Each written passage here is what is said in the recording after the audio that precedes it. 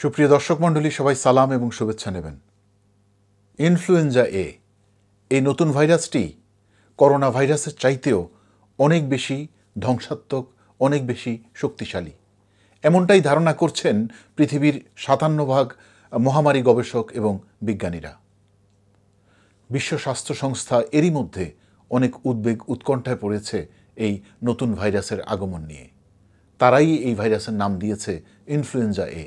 এই ভাইরাসের অত্যন্ত শক্তিশালী স্টেইন H5N1। বিজ্ঞানীরা বলছেন এই ভাইরাসটি কোভিডের চাইতে ৫০ গুণ বেশি ধ্বংসাত্মক।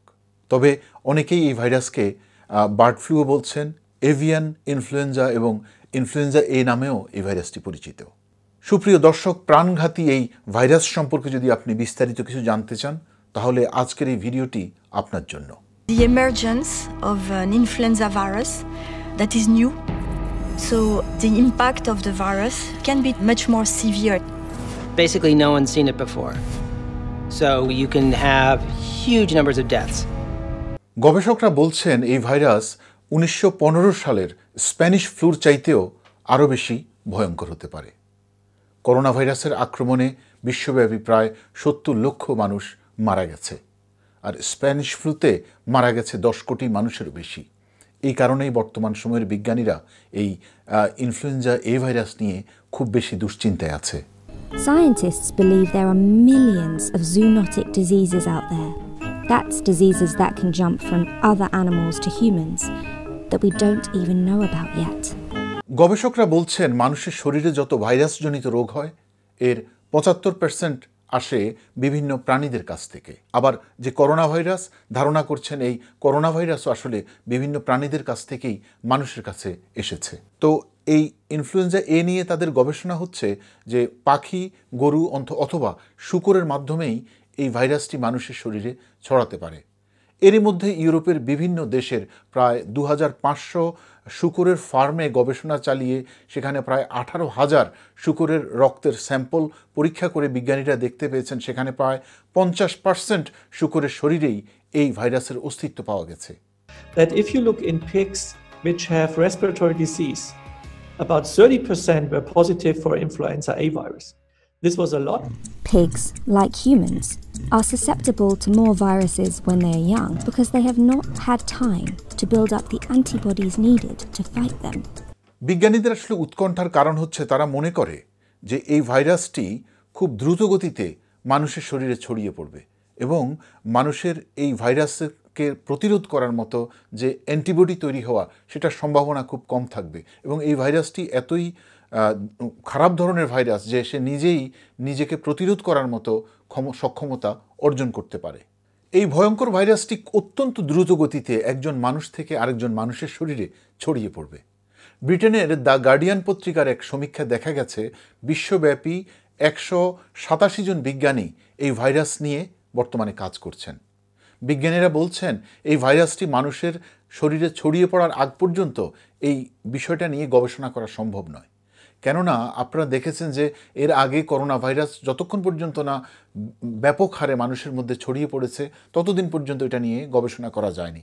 তবে করোনা ভাইরাসের চাইতেও এই ভাইরাসটি যেহেতু অনেক বেশি ধ্বংসাত্মক, তার বিজ্ঞানীরা আশঙ্কা করছেন যে এই ভাইরাসটি গবেষণা করা বা এর যে অ্যান্টিবডি বা এর প্রতিষেধক আবিষ্কার করতে করতে পৃথিবীতে কত মানুষ মারা যাবে সেটার আসলে কোনো ব্যাখ্যা তারা দিতে পারছে না, শুধু আশঙ্কা এবং আতঙ্কের কথাই বলছেন। Step 1. The virus develops the ability to infect humans. Step 2. The virus makes it past our natural immune defenses. Step 3. The virus makes a home for itself in humans. গবেষকরা বলছেন ২০২০ সাল থেকে অতি দ্রুত গতিতে এই ভাইরাস বিশ্বব্যাপী ছড়িয়ে পড়ছে।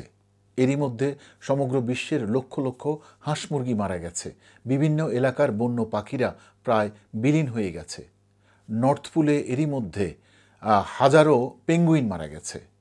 তারা আশঙ্কা করছেন এই ভাইরাসটি যদি খুব দ্রুত গতিতে ছড়িয়ে পড়ে তাহলে সর্বনাশ হয়ে যাবে। তবে অনেক পশুদের মধ্যে এই ভাইরাসটি এখন ব্যাপক হারে ছড়িয়ে পড়া শুরু করেছে। এরই মধ্যে আমেরিকার প্রায় ১২টি প্রদেশে গরুর ফার্মের মধ্যে এই ভাইরাসটি মহামারী আকার ধারণ করেছে এবং টেক্সাসে একজন মানুষের মধ্যে এই ভাইরাস শনাক্ত করা হয়েছে এবং তারা পেয়েছেন একটি রুগ্ন গরুর সংস্পর্শে যাওয়ার কারণে এই ভাইরাসটি তাকে আক্রান্ত করেছে। তার চিকিৎসা চলছে, তাকে নিয়ে গবেষণা চলছে। এদিকে বিশ্ব স্বাস্থ্য সংস্থার প্রধান বিজ্ঞানী জেরেমি ফারার বলছেন যে এই ভাইরাস যদি মহামারী আকারে মানুষের মধ্যে ছড়িয়ে পড়ে তাহলে মানুষদেরকে বাঁচিয়ে রাখা খুব মুশকিল হবে, কারণ প্রাকৃতিকভাবে এই ভাইরাসটিকে প্রতিরোধ করার মতো ক্ষমতা মানুষের শরীরে নেই।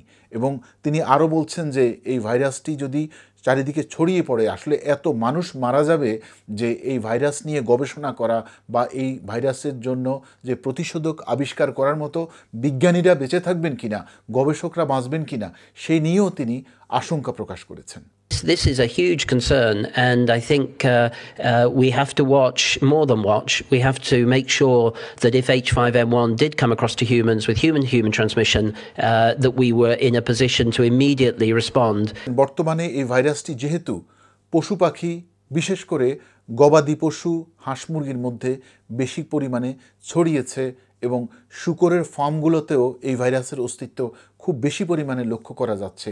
তো তারা ধারণা করছেন যে এই মানুষগুলো গবাদি পশুর ফার্মে কাজ করে বা বিভিন্ন হাঁস মুরগির ফার্মে কাজ করে, যারা পশু পাখিদের সংস্পর্শে বেশি সময় কাটান, তাদের মধ্যেই এই ভাইরাসটি অতি দ্রুত ছড়িয়ে পড়ার সম্ভাবনা আছে এবং তারাই আসলে প্রথম শ্রেণীর ঝুঁকিতে থাকবেন।